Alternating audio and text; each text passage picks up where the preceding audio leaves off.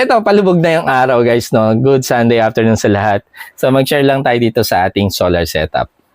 So wala naman tayong major update ngayon, no? Ang huli nating update is nagkabit tayo ng DC contactor. So para sa mga hindi pa nakakapanood ng video na yon, available naman yan dun sa ating Facebook page tsaka sa ating YouTube channel, no? Pero para may idea lang kayo kung ano yung sinasabi ko na DC contactor, ito siya guys. Yan. Ngayon, 5:18 PM na. No? So, ano ba i-share natin ngayon? So, share lang natin na ngayon na para sa mga nagsosolar, no, maganda yung panahon natin ngayon. No? Mapapansin nyo naman na medyo mataas yung ating solar harvest ngayon kung i-compare natin doon sa harvest natin noong December tsaka noong November. No? Kasi yung panahon natin ngayon is maganda yung sinag ng araw, walang bagyo, and then yung panahon natin is medyo malamig pa yung hangin, no? Simoy Pasko pa rin. Kaya medyo yung efficiency ng panel is mataas, no?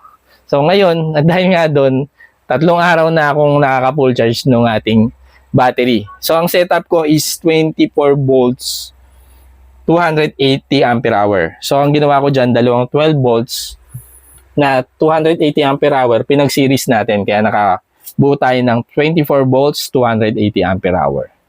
Tapos, yung isang battery ko kasi is merong Bluetooth, no? Itong bago. Kaya, meron siyang app, no? Na-access ko yung percentage ng battery. Ito yun. No? So, ngayon, 97%. No? Dahil nga na-full charge yan kanina, guys. Pero dahil continuous yung load natin, tsaka pababa na yung power sa panel, no? Nasa 42 watts na lang. Kaya yan, nabawasan na. No? Ayun guys, so siniris natin tong dalawang to, no? Tapos meron tayong battery equalizer dito. So pwede kong sabihin guys, dahil may battery equalizer tayo, pwede kong sabihin na yung percentage ng battery dito sa kaliwa is same ng sa kanan. So kung 97% tong isa, 97% din tong nasa kanan, di ba? Ayun, so maganda rin na kahit papano, no? Isang battery ko is may Bluetooth. So magandang rin na pang-monitor tong Bluetooth app nila.